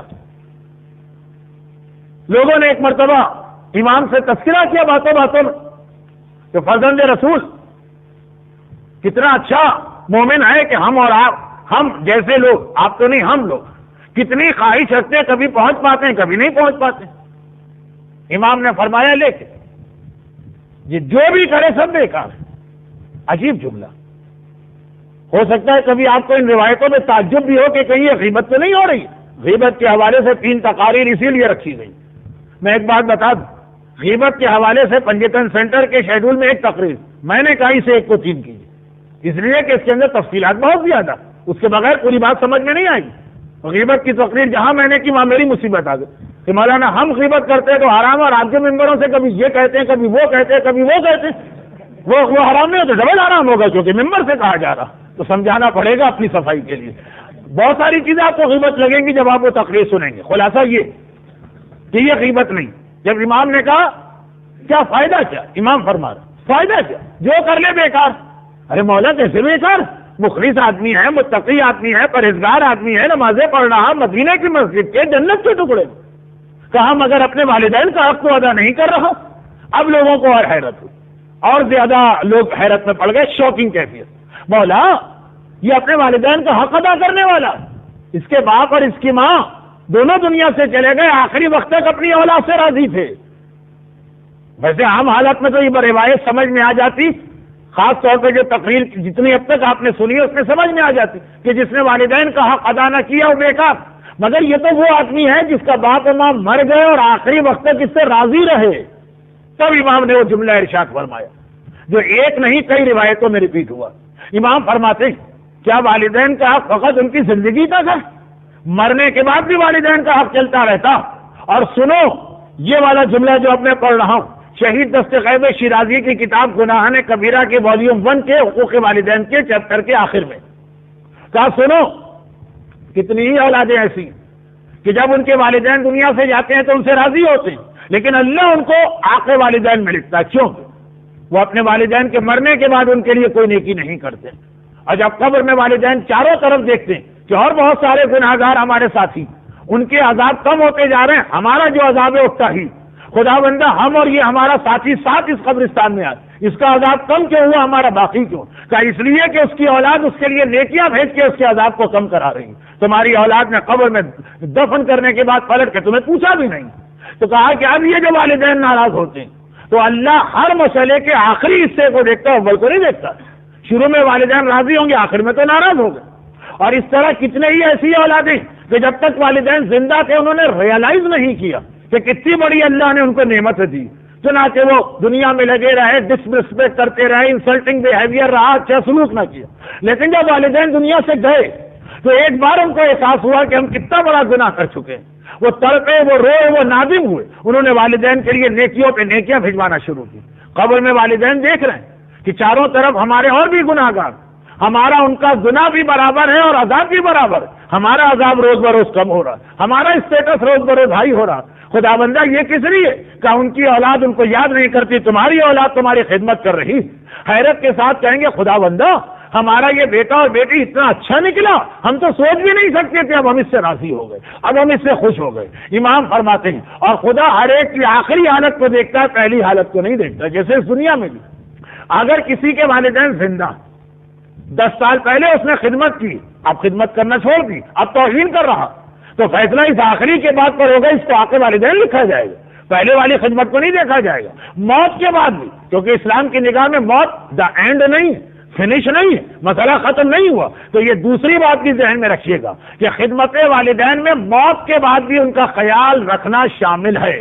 لیکن نو ڈاؤٹ جو ثواب اور فضیلت زندگی کی خدمت کی ہے وہ بہرحال مرنے کے بعد کی نہیں. یعنی ایسا نہیں ہے کہ آدمی سوچے کہ پہلے یہ مر جائیں پھر ان کی خدمت کر لیں گے، ابھی تو خدمت کرنے جائیں گے تو روزانہ یہ ہماری زندگی کو مصیبت کر دیں گے. نہیں، وہ جو اہمیت اس وقت کی وہ بعد والی کی نہیں، لیکن اس کا بھی اپنا ایک اسٹیٹس ہے. یہ ساری ذمہ داریاں اسلام ہمیں نارمل سرکمسٹانسز میں بتا رہا. اور ایک آخری سوال، اس کا جواب نہیں دے رہا ہوں، اب وقت نہیں رہا. آخری سوال کہ آخر اللہ نے والدین کا اتنا بڑا اسٹیٹس رکھا کیوں ہے؟ وائی؟ تو اس کی ایک وجہ تو آ گئی کہ لولا لم تکن، جو خدمتیں، جو زحمتیں، جو محنتیں انہوں نے اس وقت برداشت کی جب تمہیں پال رہے. مگر اس کے ساتھ ایک چیز اور اس میں، اور وہ یہ کہ چونکہ والدین نے اپنی اولاد کی صحیح تربیت کی، یہ اس کا ریوارڈ ہے. اور آج کی مجلس میں نے والدین کے لیے بھی ایک میسج دیا کہ کوئی ایسا کام نہ کریں کہ آپ کی اولاد آپ کی توہین نہیں کرنا چاہتی ہے لیکن آپ کی وجہ سے آپ کی توہین کرے. اور دوسرا پیغام یہ کہ والدین اس بات کو قطعاً پھلا دیں کہ بغیر کچھ کیے ان کو اتنا بڑا اسٹیٹس مل رہا. اولاد کی ذمہ داری ہے کہ اس کے والدین صحیح ہو کہ غلط ہو، حق ادا کیا ہو کہ ادا نہ کیا، ان کی عزت کرتا ہے. لیکن والدین کو دوسری بات یہ یاد دلائی جائے، اور یہ یاد رکھیے گا کہ یہ ہمارا اپنا ایکسپیرینس اور آبزرویشن بھی ہے اور روایتوں میں بھی، کہ جب تک کہ گھر کا فرنٹ صحیح نہیں ہوگا آپ لاکھ کوشش کر لیجئے کہ اولاد کی صحیح تربیت ہو جائے، نہیں ہو سکے گی. دیکھیے ایکسیپشن ہر جگہ ہوتے ہیں، لیکن خود ایکسیپشن پروف دا رول. ہو سکتا ہے کہ 2-4 جگہ آپ کو ایسا مل جائے، لیکن ایک ان جرنل ایک بات. اور میں بہت احتیاط کے ساتھ صحیح اس لیے کہ لمبی ڈیبیٹ ہے لیکن مختصر ایک جملہ دوں کہ چاہے اس کے اندر آپ کتنے ہی باصلاحیت عالم کو لا کے کیوں نہ، اگر یہ سمجھے کہ سارا کام وہ 1 گھنٹے کی تقریر میں کر دے گا، یہ وہ معجزہ ہے جو نبی اور امام بھی نہیں دکھاتا. بہت مختصر ایک بات کروں اور اس کے بعد آج کی بات ختم ہوئے. یہ بات بھی اس لیے کرنا پڑ رہی ہے کہ والدین کی ذمہ داری، اور وہ یہ کہ چونکہ آپ حضرات اس علاقے میں نئے، تو کبھی آپ کے ذہن میں یہ خیال آتا ہوگا. ہر آدمی کو اللہ نے عقل دی، مختلف باتوں سے جو ایکسچینج آف ویو ہے اس میں نقصان بھی نہیں، مگر آدمی دوسروں کا تجربہ بھی سنے اس کے بعد فیصلہ کرے. ہو سکتا ہے کبھی آپ کے ذہن میں یہ خیال آتا ہو کہ اگر کوئی بہت ہی باصلاحیت انگلش جاننے والا عالم ہم کو مل جائے، ہمارے سارے مسئلے حل ہو جائیں. ہماری ساری بے حجاب عورتیں فقط اس کی انگریزی ایکسنٹ کو سن کے حجاب کرنا شروع کر دیں. ہمارے سارے یہ ڈسکو اور ڈانس کے دیوانے بچے اور نوجوان فقط اس کا چہرہ دیکھ کر ایمان لے آئیں گے. سنیے، یہ تو ذرا سا میں نے جوک والے اسٹائل میں کہا، میرا مقصد یہ نہیں. میں آپ 84 سے 2002 تک 19 ٹرپس میرے ویسٹ کے ہوئے، 19 ایئرس، جس میں کبھی تو سال میں 3 دفعہ بھی میں گیا ہوں. اور 2 باتیں بالکل واضح طور پہ میں عرض کر دوں، یہ فقط اس لیے کہ تاکہ کوئی فیصلہ کرنے میں اس وقت آسانی ہوتی ہے جب آدمی کے پاس ساری معلومات. کمپیوٹر کو بھی اگر آپ صحیح نالج انفارمیشن نہیں دیں گے وہ کبھی آپ کو صحیح ڈیسیشن تک نہیں پہنچائے گا. وہ یہ کہ مجھے یاد نہیں ہے کہ اس 18 سال میں انڈیا اور پاکستان کو چھوڑ دو دنیا میں کہیں پر بھی کوئی مدرسہ اردو زبان میں ہو. مدرسے جتنے، میں نے دارالسلام دیکھا، میں نے نیروبی دیکھا، میں نے ممباسا دیکھا، میں نے ظاہر دیکھا، میں نے برونڈی دیکھا، میں نے لندن دیکھا، میں نے برمنگم دیکھا، میں نے پیٹربرو دیکھا، میں نے لیسٹر دیکھا، اس کے بعد امریکہ کے شہر اور کینیڈا. مدرسے 84 سے لے کے 2002 تک ہر جگہ کا میڈیم انگلش رہا.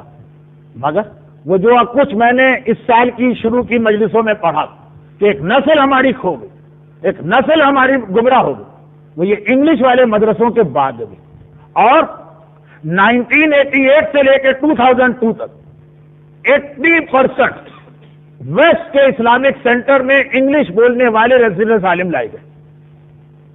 بلکہ میں اس علاقے کی توہین نہیں کرنا چاہتا اس لیے نام نہیں لیتا ہوں کہ اگر یہ سوچا جائے کہ ایک پرفیکٹ آدمی ہمارے ینگسٹر کے لیے کون ہو سکتا، اس کی زبان بھی اتنی بہتر زبان ہو، خالی انگلش بولنا کافی نہیں، آپ کے بچے ایکسنٹ کا مذاق اڑاتے ہیں، اور نالج بھی اتنی ہی ہو. کیونکہ یہاں یہ بھی ایک مسئلہ کہ بعض جگہوں پہ کمپرومائز کیا گیا لینگویج کی فلوئنسی پر، یہ زیادہ بہتر ہے چاہے نالج کچھ نہ ہو. مگر جہاں بیسٹ، یعنی اگر مجھ سے پوچھا جائے کہ ساری دنیا میں اس وقت میرے اعتبار سے آئیڈیل ریزیڈنس عالم کون، تو میں جن کا نام لوں گا اور ایک طویل عرصہ ان کو ہو گئے، اس وقت گمراہی کے اعتبار سے سب سے بدتر علاقہ بھی دنیا میں وہی. وہ بیچارے کیا کریں، نالج لینگویج ایسا نہیں ہے کہ انڈیا پاکستان سے پڑھ کے وہاں جا کے زبان سیکھی، پورا ماحول، پورا معاشرہ، ساری ایجوکیشن وہاں کی. مگر جو بگڑنے والے بگڑ رہے ہیں کیونکہ گھر سے ان کو صحیح فیڈ بیک نہیں مل رہا، اس میں نہ زبان کام آتی ہے نہ عالم کام آتا.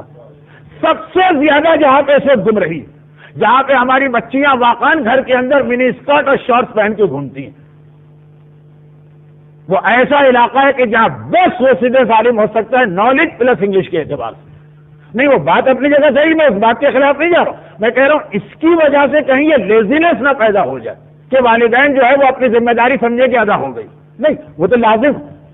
جس ماحول میں آدمی من عرفہ لسان قوم ہی امنا من مکر ہی، مولا کی حدیث، جو کسی قوم کی زبان سیکھ لے وہ اس کے مکر سے محفوظ ہو جاتا. وہ اپنی جگہ. لیکن اس کی وجہ سے جو ہے کہ سستی آ رہی کہ جی ہمیں کچھ نہیں کرنا ہے، عالم بھی ہمارے پاس ایسا نہیں ہے جو ہمارے بچے سے بات کر سکے تو وہ قیامت میں وہی جواب دے ہوگا. نہیں، جہاں واقعاً وہ عالم 18 سال کے میں سارے مدرسے بتا رہا ہوں، جتنے مدرسے میں نے دیکھے سب کے اندر کورس میڈیم آف اسٹڈی سب انگلش ہے. کیا نتیجہ نکل رہا؟ تو مسئلہ یہ نہیں، کیونکہ جب تک کہ آپ کو صحیح پرابلم پتہ نہ ہو اس وقت تک آپ علاج نہیں کر سکتے. اگر ڈاکٹر سمجھ رہا ہے کہ نمونیا کا مریض ہے اور اس کو ٹائیفائڈ ہے، وہ کوئی اور دوا دے گا تو فائدہ نہیں ہوگا. وہ تو پوسٹ مارٹم رپورٹ میں پتا چل جائے گا کہ صحیح بیماری کیا تھی. لیکن یہ دیکھنا ضروری ہے کہ ڈائگنوز کیا جائے. کیا مسئلہ خالی لینگویج کا ہے؟ تو جو ویسٹ کی جتنی مثالیں میں نے دی تھی اس سال کی مجلسوں میں نے دی تھی، لیکن وہ سب ان علاقوں کی ہے کہ جہاں 80% انگلش جاننے والے علماء ہیں اور جہاں 100% انگلش کے اندر مدرسہ پڑھایا جاتا ہے اور بہترین زبان کے اعتبار سے. لیکن مدرسے کا ٹیچر کیا کرے، مگر وہ انگلش والا ریزیڈنس عالم کیا کرے؟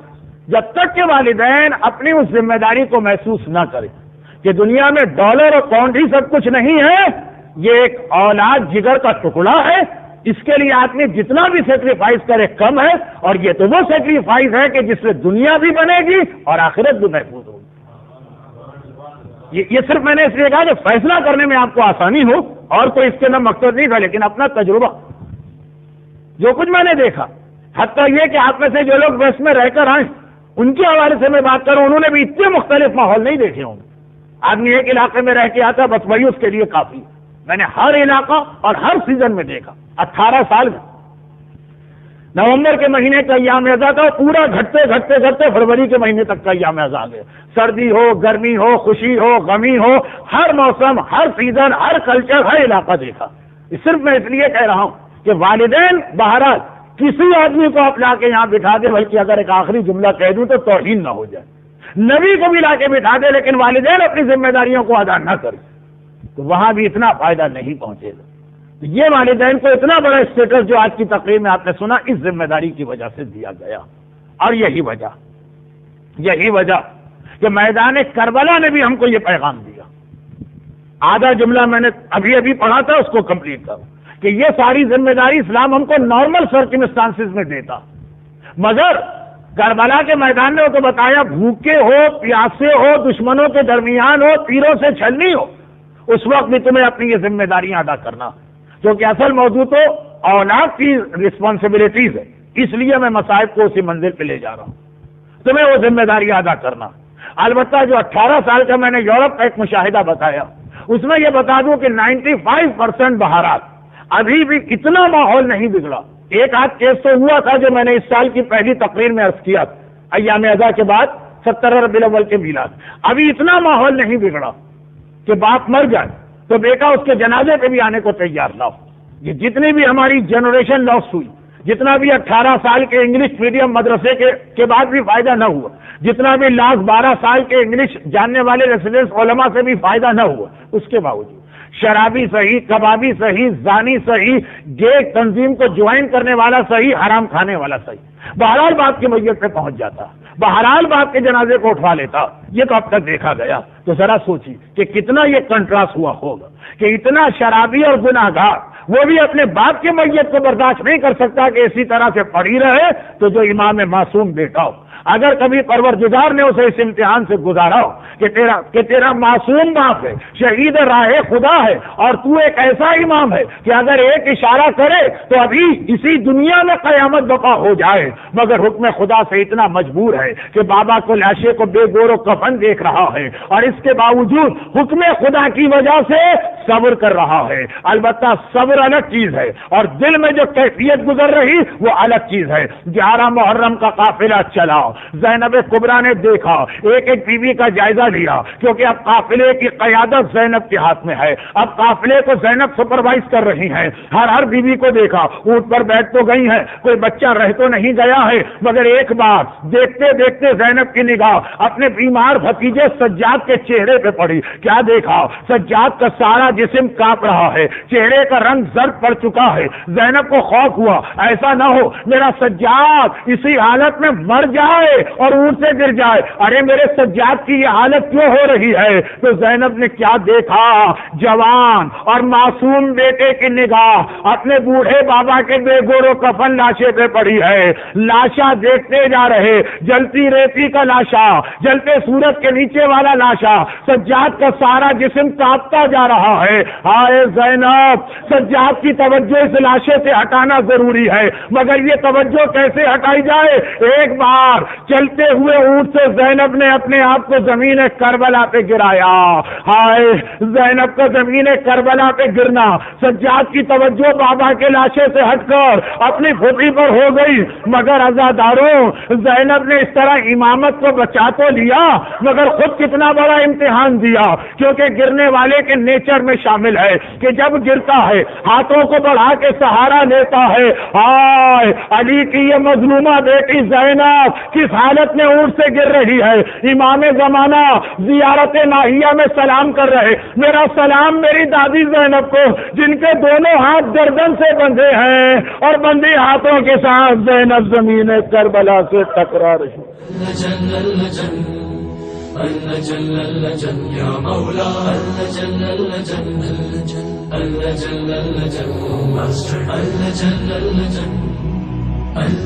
يا صاحب السماء